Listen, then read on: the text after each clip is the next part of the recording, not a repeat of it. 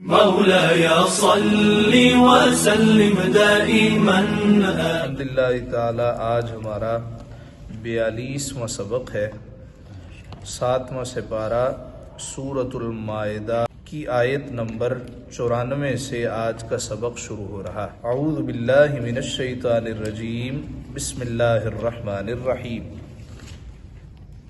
یا ایہا الذین آمنوا، اے ایمان والو، لَيَبْلُوَنَّكُمُ اللَّهُ بِشَيْءٍ مِّنَ الصَّيْدِ، ضرور اللہ تمہیں آزمائے گا ایسے بعض شکار سے، تَنَالُهُ أَيْدِيكُمْ، جس تک تمہارے ہاتھ پہنچتے ہوں گے، وَرِمَاحُكُمْ، اور تمہارے نیزے، لِيَعْلَمَ اللَّهُ، تاکہ اللہ پہچان کرا دے، مَن يَخَافُهُ بِالْغَيْبِ، ان کی جو اس سے بن دیکھے ڈرتے ہیں، فَمَنِ اعْتَدَى، تو جو پھر حد سے بڑھے، بعد ذالک، اس کے بعد، فَلَهُ عَذَابٌ أَلِيمٌ، اس کے لیے دردناک سزا ہے۔ اللہ رب العزت نے انسانوں کو دنیا میں بھیجا ہے تاکہ ان کی آزمائش ہو۔ صحابہ کرام سے اللہ رب العزت بعض اوقات امتحانات لیا کرتا تھا، اور اس میں سے ایک امتحان یہ ہے جو اس آیت میں بیان کیا گیا ہے، مستقل حکم ہے۔ وہ حکم یہ ہے کہ جب کسی نے احرام باندھا ہو تو شکار کرنا یا شکار کا گوشت کھانا یہ اس کے لیے جائز نہیں۔ اور کون سے جانور ہوں؟ سمندری جانور نہیں، زمینی جانور۔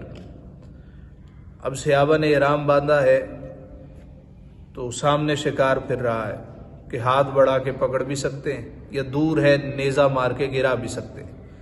فرمایا یہ تمہارے لیے امتحان ہے، جس طرح کہ ہم نے یہود کے حوالے سے پڑھا، ہفتے کے دن ان کو حکم تھا کہ تم نے شکار نہیں کرنا، صرف ہماری عبادت کرنی۔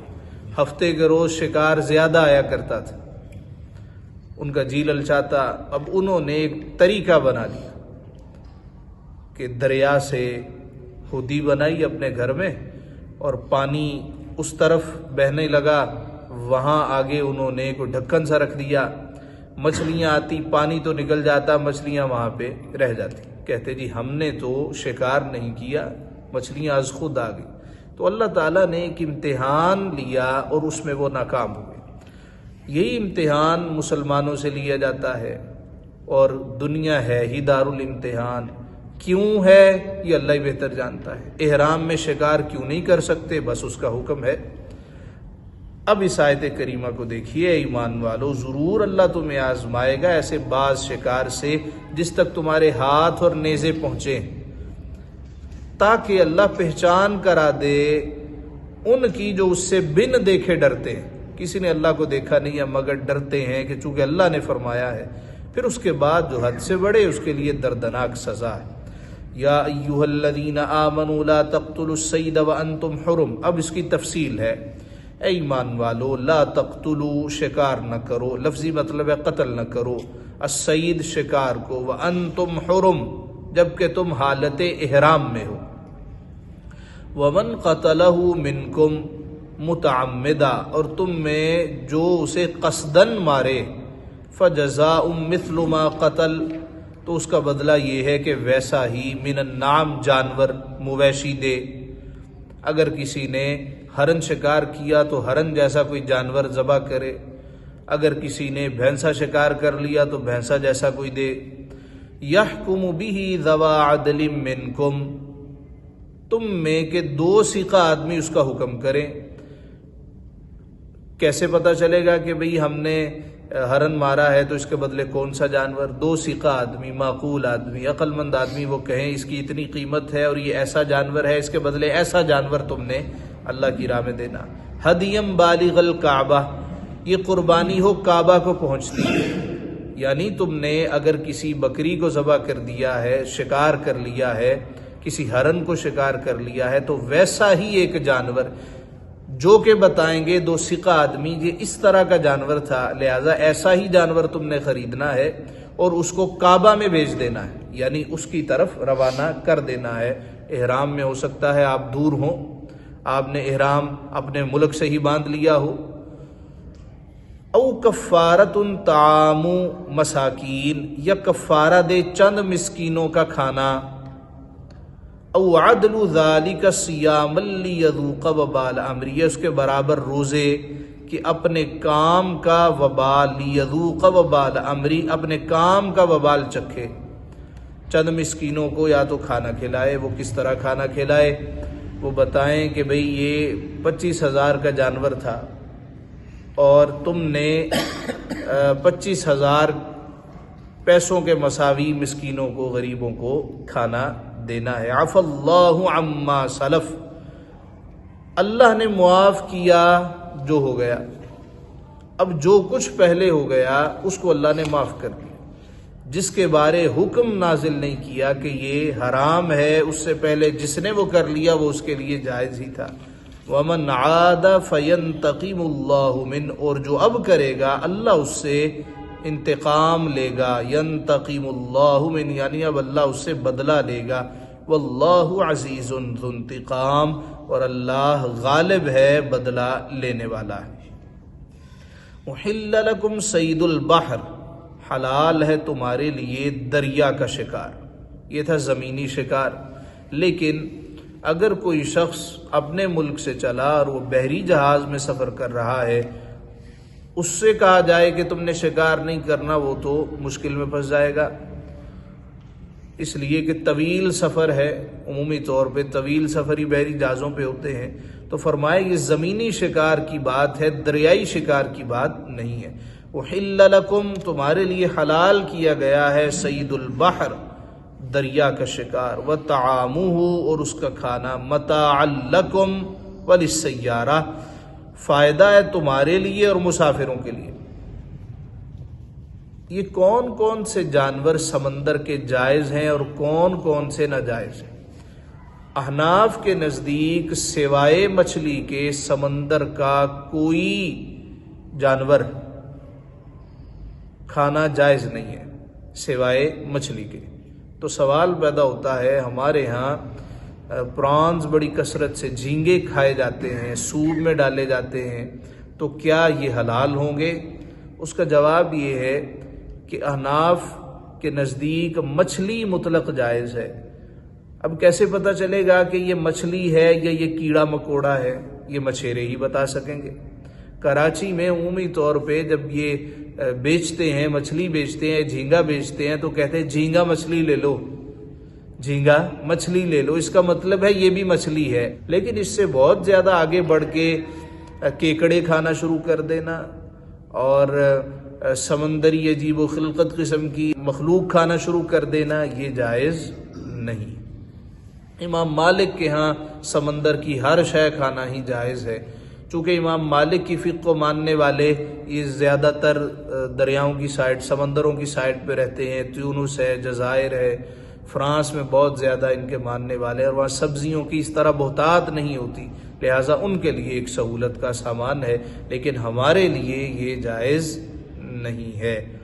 وَحُرِّمَ عَلَيْكُمْ صَيْدُ الْبَرِّ مَا دُمْتُمْ حُرُمًا، اور تم پر حرام ہے خشکی کا جانور، ما دمتم حرما، جب تک تم احرام میں ہو۔ واتقوا اللہ الذی الیہ تحشرون، اللہ سے ڈرو جس کی طرف تمہیں اٹھنا ہے۔ احرام کسے کہتے ہیں؟ احرام کا مطلب ہے سلے ہوئے کپڑے اتار کے دو ان سلے کپڑے، چادریں پہن لینا اور نیت کرنا یا تو عمرے کی یا نیت کرنا حج کی، اس کو احرام کہتے ہیں۔ اس کے لیے نہانا کوئی ضروری نہیں، غسل کرنا کوئی ضروری نہیں ہے، وضو کر لیا، چادریں پہن لی، 2 رکعت نماز نفل پڑھ کے نیت کر لی، اسی کو احرام کہا جاتا ہے۔ جعل اللہ الکعبۃ البیت الحرام قیاما للناس، اللہ نے ادب والے گھر کعبہ کو لوگوں کے قیام کا باعث کیا ہے۔ لفظی ترجمہ یہ ہے، جعل بنایا ہے، اللہ نے، الکعبۃ کعبہ کو، البیت الحرام ادب والا گھر، قیامہ کس کے لیے؟ للناس، لوگوں کے لیے، لوگوں کے قیام کا باعث اس گھر کو بنایا، یعنی اس گھر کی وجہ سے دنیا قائم ہے، نظام قائم ہے، لوگ قائم ہیں، اور اگر یہ نہ رہے تو لوگوں کا قیام بھی بہت مشکل ہو جائے اور بلکہ ناممکن ہو جائے۔ والشہر الحرام، اور حرمت والے مہینے۔ حرمت والے مہینے کون سے؟ 3 مسلسل، ایک الگ، ذوالقعدہ، ذوالحجہ، محرم اور ایک رجب۔ ان مہینوں میں چونکہ لوگ سفر کرتے تھے، اور کعبہ شریف میں بھی جب کوئی چلا جاتا ہے امن میں آ جاتا ہے، باپ کا قاتل بھی اگر کعبہ میں چلا جائے تو وہ بھی امن میں ہوتا ہے، باہر نکلنے کا انتظار کیا جائے۔ اسی طرح ان مہینوں میں چور، اچکے، ڈاکو، یہ تمام کے تمام احتیاط کرتے تھے کہ بھئی یہ مہینہ حرمت والا ہے، ہم نے اس مہینے میں چوری چکاری نہیں کرنی۔ والہدیہ والقلائد، اور حرم کی قربانی، ہدی کہتے ہیں ایسی قربانی جو کہ حرم میں بھیجی جائے، وہاں قربانی کی جائے۔ والقلائد، اور ایسے جانور جن کے گلوں میں پٹے ہوں۔ یہ ساری چیزیں کیا ہیں؟ اللہ نے ان کی حرمت کا ذکر کیا کہ اللہ کے ہاں یہ معزز ہیں، اللہ کے ہاں یہ مکرم ہیں۔ دیکھیے وہ جانور جو وہاں بھیجا گیا، جس کے گلے میں پٹا ہوتا، راستے میں چور یا ڈاکو بھی پڑ جاتا، وہ اس کو کچھ نہیں کہتا تھا کہ بھئی یہ اللہ کے گھر جا رہا ہے، میں نے اس کا ادب احترام کرنا ہے۔ تو جب ایک ایسا جانور جس کے گلے میں پٹا ہو، اللہ کہتا ہے یہ بھی معزز ہے، اس کا بھی ادب کرنا ہے، تو وہ لوگ جو اللہ سے منسلک ہو جاتے ہیں، کیا ان کا ادب نہیں ہے، ان کا احترام نہیں ہے؟ ان کا بدرجہ اولا احترام ہے، اس لیے کہ وہ انسان ہے، اور انسان کرمنا بنی آدم، اللہ نے فرمایا ہم نے ابن آدم کو عزت اور کرامت کا تاج پہنایا۔ انسان ہر مخلوق سے زیادہ معزز ہے۔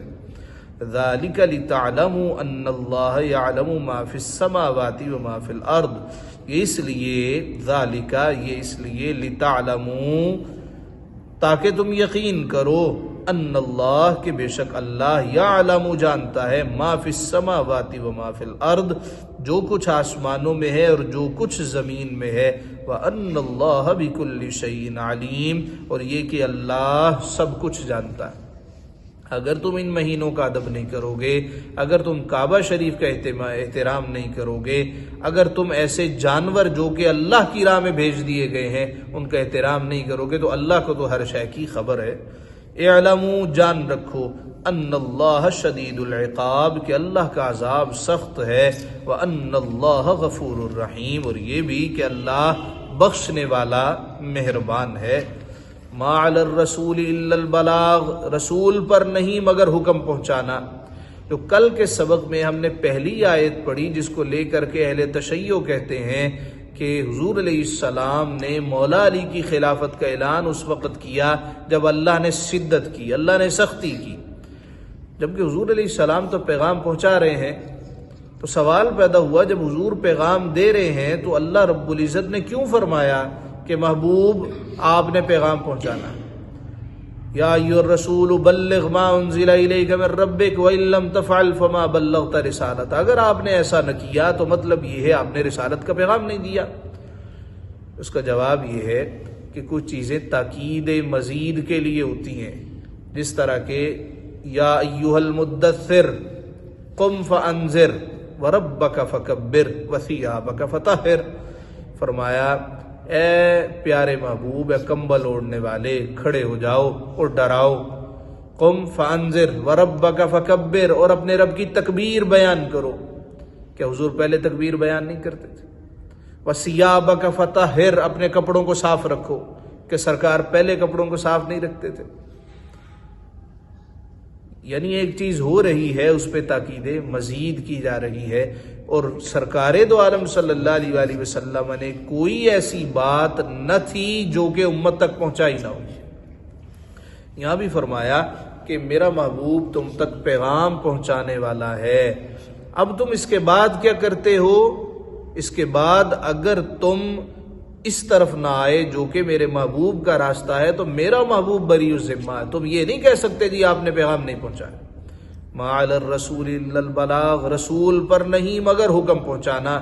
واللہ یعلم ما تبدون وما تکتمون، اور اللہ جانتا ہے جو تم ظاہر کرتے ہو اور جو تم چھپاتے ہو۔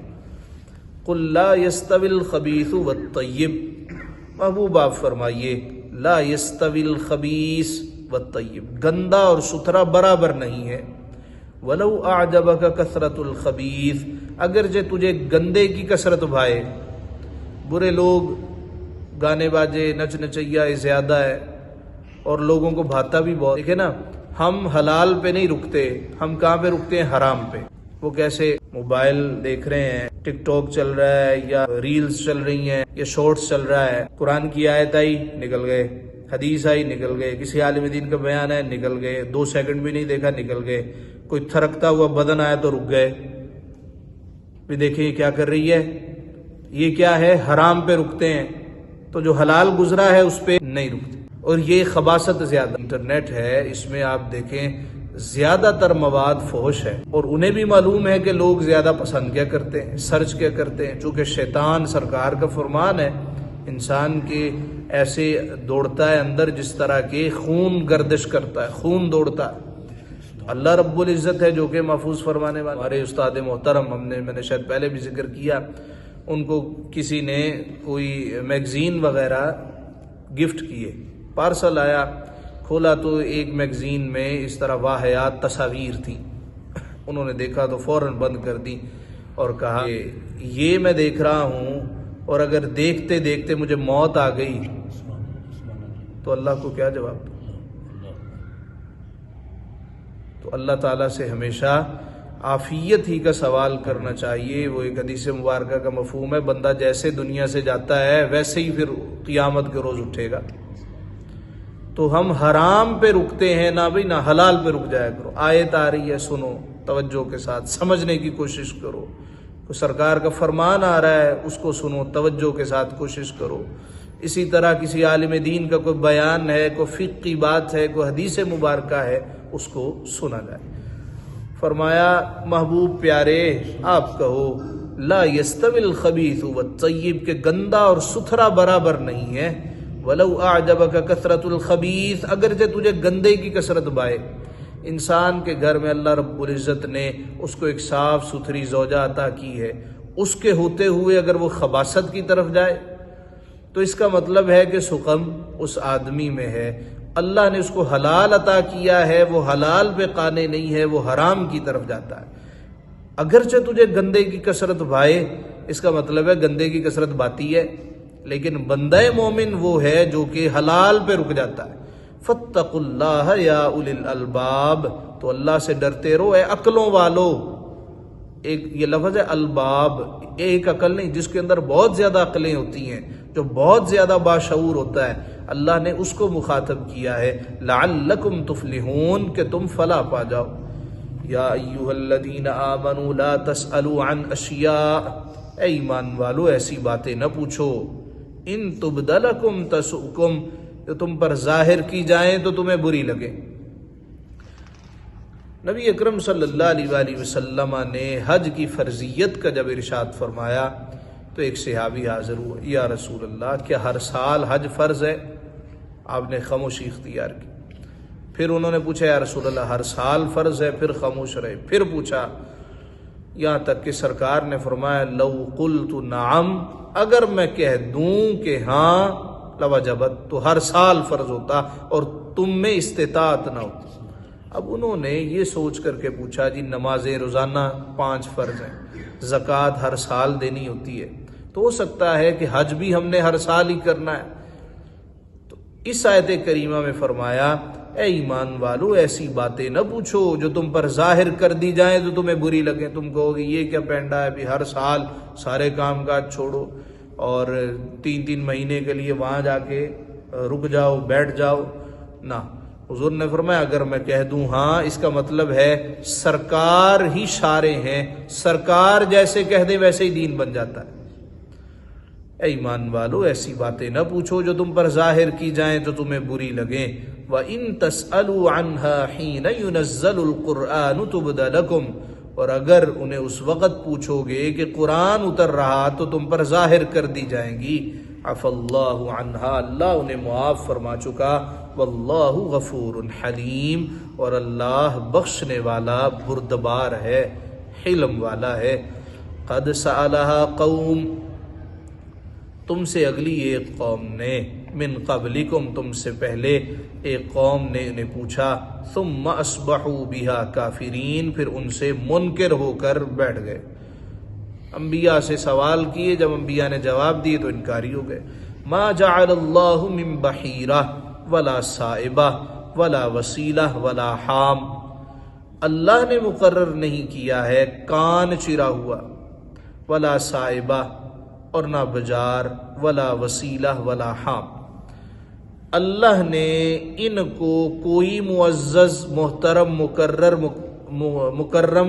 نہیں کیا. کچھ ایسے جانور ہوتے تھے، اب ان کی بڑی بڑی تفسیر ہے، مختصر یہ، کچھ ایسے جانور ہوتے تھے جنہیں کفار اپنے تئیں مبارک متبرک خیال کرتے تھے. یعنی ایک اونٹنی ہے، اس نے ایک بچہ جنا جو کہ مادہ ہے، دوبارہ اس نے ایک بچہ جنا جو کہ مادہ ہے.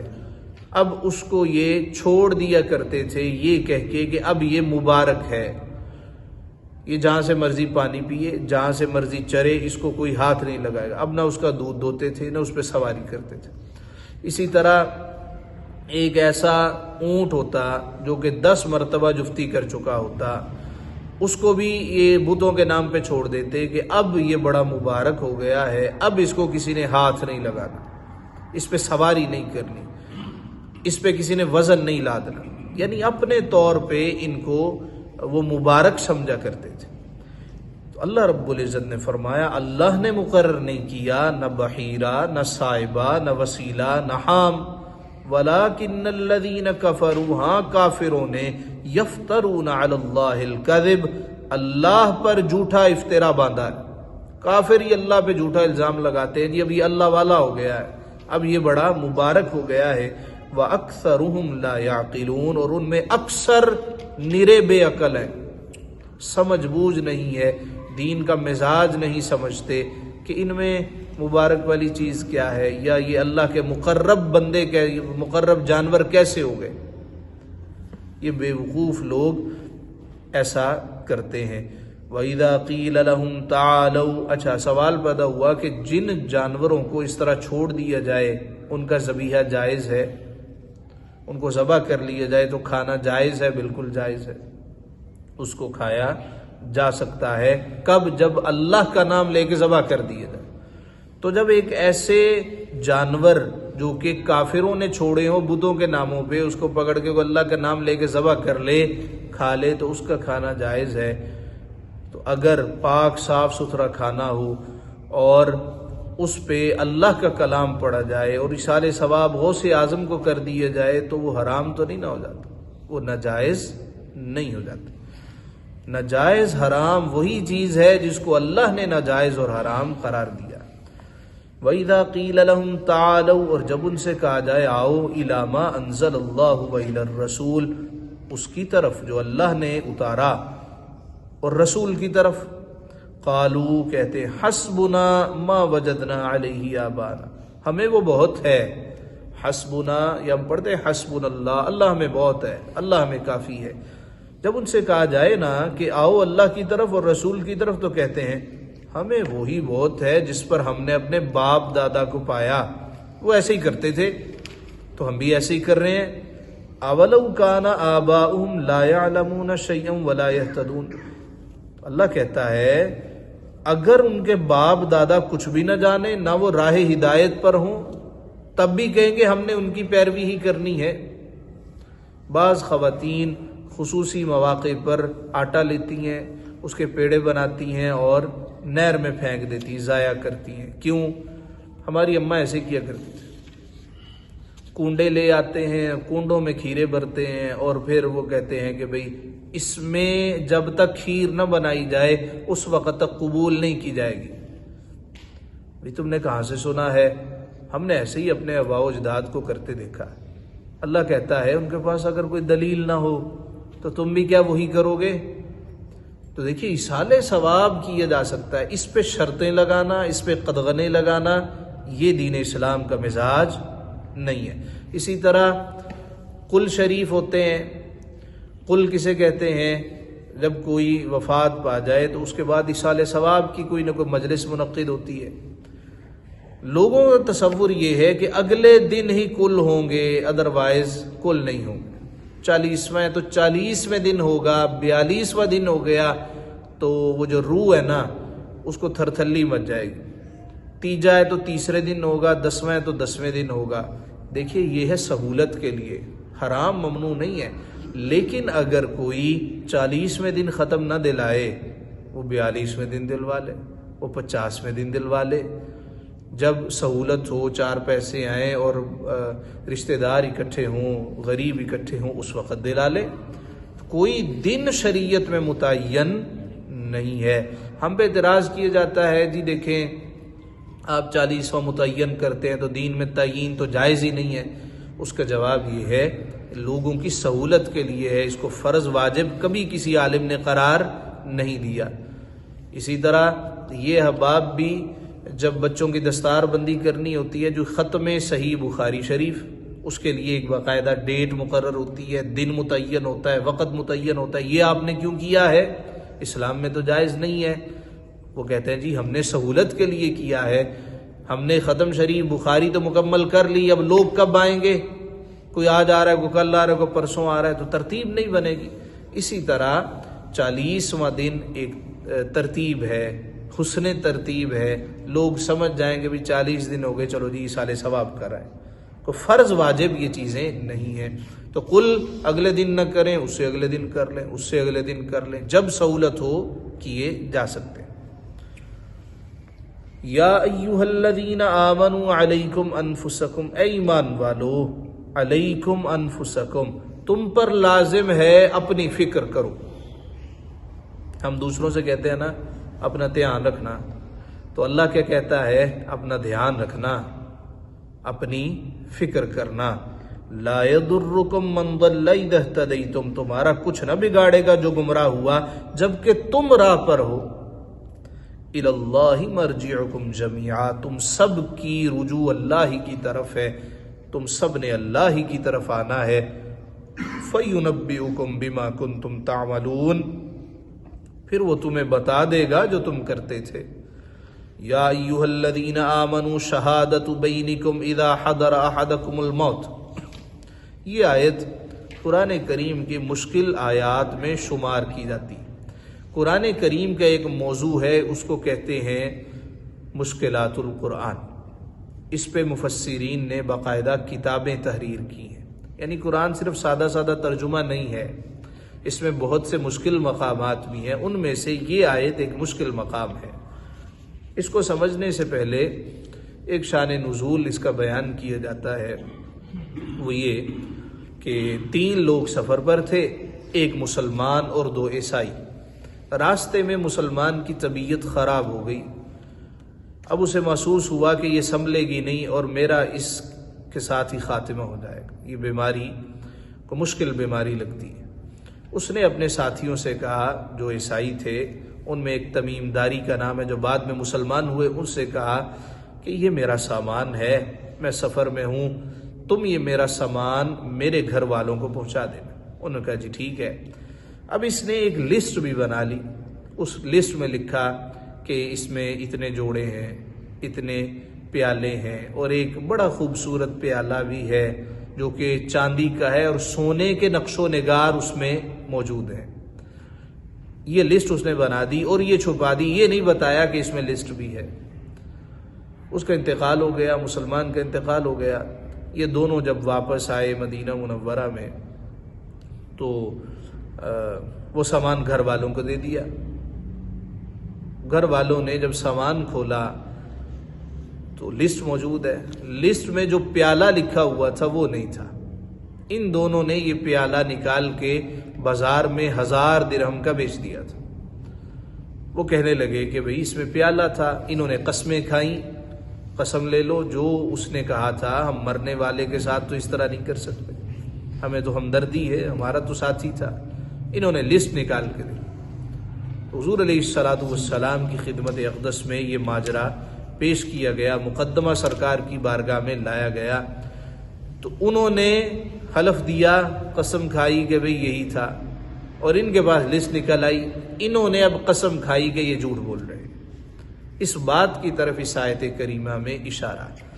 یہ آیت پڑھنے سے پہلے ایک اور مسئلہ بھی سمجھ لینا چاہیے۔ فرمایا گیا کہ جس آدمی نے وصیت کر دی، وصیت کر کے مرا، کہ عمر پتہ تو نہیں نہ ہوتا کب جانا ہے، ضروری نہیں ہے 50-60 کا ہو اس نے تب بھی جانا ہے، کوئی 30-40، کوئی کسی کی خبر نہیں۔ فرمایا گیا مفہوم حدیث ہے جو وصیت کر کے دنیا سے جائے وہ اپنا ایمان دین محفوظ کر لیتا، بتا دے کہ میں نے اس کے دینے ہیں، اس سے لینے ہیں، اس کا مجھ پر حق ہے، میں ادا نہیں کر سکا۔ اب اس آیت کی طرف آتے ہیں، یا ایھا الذین آمنوا، اے ایمان والو، شہادت بینکم، اس کو بھی رہنے دیں، اس لفظ کو رہنے دیں، اذا حضر احدکم الموت، اے ایمان والو جب تم میں کسی کو موت آئے، حین الوصیت اثنان ذوا عدل منکم او آخران من غیرکم، وصیت کرتے وقت تم میں کہ 2 معتبر شخص ہیں یا غیروں میں سے 2 ہیں، ان انتم ضربتم فی الارض فاصابتکم مصیبت الموت، جب تم ملک میں سفر کو جاؤ پھر تمہیں موت کا حادثہ پہنچے، تحبسونہما من بعد الصلاۃ، ان دونوں کو نماز کے بعد روک لو، فیقسمان باللہ، وہ اللہ کی قسم کھائیں، ان ارتبتم، اگر تمہیں کچھ شک پڑے، لا نشتری بھی ثمنا، ہم حلف کے بدلے کچھ مال نہ خریدیں گے، ولو کان ذا قربا، اگرچہ قریب کا رشتہ دار ہی کیوں نہ ہو، ولا نکتم شہادت اللہ، اور اللہ کی گواہی نہ چھپائیں گے، انا اذا لمن الآثمین، ایسا کریں گے تو ضرور گناہ گاروں میں ہوں گے۔ اب وہ جو لفظ ہم نے قرات نہیں کیا تھا اس کو ہم آگے کے ساتھ جوڑتے ہیں، ایمان والو تمہاری آپس کی گواہی، جب تم میں کسی کو موت آئے تو وصیت کر جائے کہ یعنی موت سے پہلے بتا جائے، اور اس پہ 2 گواہ خواہ اپنوں میں سے کا بیگانوں میں سے ہوں، اور وہ قسم دے، نماز کے بعد انہیں روک لو، نماز ہوئی نا تو ان کو روک لیا گیا، جی بتائیے وہ پیالہ کدھر ہے، تو ان کو روک لو، اب وہ قسم کھائیں، حلف دیں، تو مطلب یہ ہے جو بندہ حلف دے، جو بندہ قسم کھائے، وہ جھوٹ نہیں بول سکتا۔ اگر اس نے جھوٹ بولا، فرمایا کہ یہ اللہ کی گواہی ہے جو اس نے چھپائی ہے، اگر ایسا کریں گے، انا اذا لمن الآثمین، اور وہ قسم کھا رہے ہیں کہ ہم نہ تو جھوٹ بولیں گے اور ہم اللہ کی گواہی کو نہیں چھپائیں گے، خواہ ہمارا قریب کا رشتہ دار ہی کیوں نہ ہو، ہم نے اس کے بدلے کوئی مال نہیں خریدا، اگر ہم ایسا کریں گے تو ہم ضرور آثمین، گناہ گاروں میں ہوں گے۔ فَإِنْ عُثِرَ، پھر اگر پتہ چلے، عَلَىٰ أَنَّهُمَا اسْتَحَقَّا إِثْمًا، کہ وہ کسی گناہ کے سزاوار ہوئے، پتہ چل گیا نا کہ انہوں نے پیالہ باہر بیچا تھا، پھر پتہ چلے کہ وہ کسی گناہ کے سزاوار ہوئے، فَآخَرَانِ يَقُومَانِ مَقَامَهُمَا، تو ان کی جگہ 2 اور کھڑے ہوں ان میں سے، من الذین استحق علیہم الاولیان، کہ اس گناہ یعنی جھوٹی گواہی نے ان کا حق لے کر ان کو نقصان پہنچایا ہے۔ یہ کون کھڑے ہوں؟ جو میت سے زیادہ قریب ہوں، وہ کہیں کہ ہم حلفاً کہتے ہیں کہ مال تھا اور انہوں نے اس کو چھپایا۔ فَيُقْسِمَانِ بِاللَّهِ لَشَهَادَتُنَا أَحَقُّ مِنْ شَهَادَتِهِمَا وَمَا اعْتَدَيْنَا، تو اللہ کی قسم کھائیں کہ ہماری گواہی زیادہ ٹھیک ہے ان 2 کی گواہی سے، اور ہم حد سے نہیں بڑھے۔ اِنَّا إِذًا لَّمِنَ الظَّالِمِينَ، اگر ہم حد سے بڑے ہوں تو ہم ظالموں میں سے ہیں۔ اب اس کا ایک وسیع منظرنامہ ہے۔ وصال کے بعد اعلان کیا جاتا ہے میت کے ذمے کچھ ہے تو وارثوں سے رابطہ کریں۔ اب وارثوں کے پاس جو آئے اس کو چاہیے وہ جھوٹ نہ بولے، ایسے نہ کہے کہ بھئی اس کے ذمے اتنا واجب الادا تھا، جھوٹ نہ بول۔ اور اگر کسی نے اس کو بوقت وصال وصیت کی ہو، جیسی وصیت کی ہو اس پہ من و عن عمل کرے۔ اگر ایسا نہیں کرے گا تو فرمایا وہ ظالم ہوگا، وہ خائن ہوگا۔ ذالک ادنی ان یأتوا بالشہادہ، یہ قریب تر ہے اس سے کہ گواہی، ذالک ادنی ان یأتوا بالشہادۃ علی وجہہا، یہ قریب تر ہے اس سے کہ گواہی جیسی چاہیں ادا کریں۔ او یخافوا ان ترد ایمان بعد ایمانہم، یا ڈریں کہ کچھ قسمیں رد کر دی جائیں، ایمان قسمیں رد کر دی جائیں، بعد ایمانہم ان کی قسموں کے بعد۔ واتقوا اللہ واسمعوا، اور اللہ سے ڈرو اور حکم سنو۔ اب انہوں نے پہلے قسمیں کھا لی جی ہم جھوٹ نہیں بول رہے، یہی مال تھا۔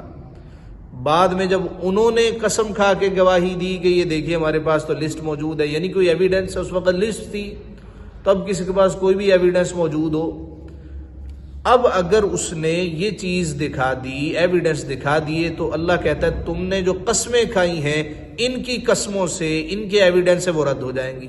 واتقوا اللہ واسمعوا، اور اللہ سے ڈرو، واسمعوا اور حکم سنو، واللہ لا یہدی القوم الفاسقین، اللہ بے حکموں کو راہ نہیں دیتا۔ یوم یجمع اللہ الرسل فیقول ماذا اجبتم، جس دن اللہ جمع فرمائے گا رسولوں کو، فیقول پھر فرمائے گا، ماذا اجبتم، تمہیں کیا جواب ملا۔ قیامت کے روز اللہ رسولوں کو اکٹھا کرے گا اور کہے گا تم نے میرا پیغام پہنچا دیا تھا تو تمہیں کیا جواب ملا۔ قالوا، عرض کریں گے، لا علم لنا، مولا ہمیں کچھ پتہ نہیں، انک انت علام الغیوب، بے شک مولا تو ہی سب غیبوں کا خوب جاننے والا۔ اس آیت کو لے کر کے بعض لوگ علم مصطفیٰ پہ اعتراض کرتے ہیں۔ دیکھیں جی انبیاء کو تو خود خبر نہیں ہے، حشر کے دیہاڑے اللہ ان سے پوچھ رہا ہے کہ بتاؤ تمہیں کیا جواب ملا، وہ کہیں گے مولا پتہ نہیں۔ اس کے مفسرین نے کئی جواب دیے ہیں۔ ایک جواب اس کا یہ ہے کہ جب بندہ کسی بڑے کے سامنے ہوتا ہے نا تو اپنے علم کی نفی کر دیتا ہے، اور یہ اس کی عاجزی کی معراج ہوتی ہے۔ نبی پاک صلی اللہ علیہ وآلہ وسلم نے ایک مرتبہ صحابہ سے پوچھا یہ کون سا دن ہے؟ صحابہ عرض کرنے لگے اللہ و رسول عالم، اللہ جانے رسول اللہ جانے۔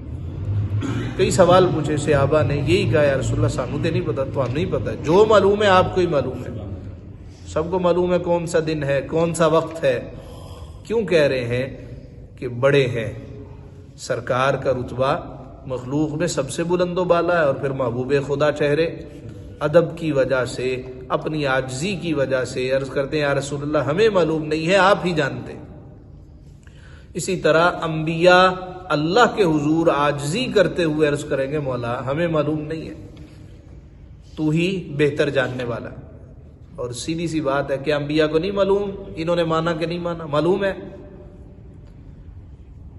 انبیاء نے جب پیغام پہنچایا تو کیا جواب دیا گیا، سب کو معلوم ہے کیا جواب دیا گیا۔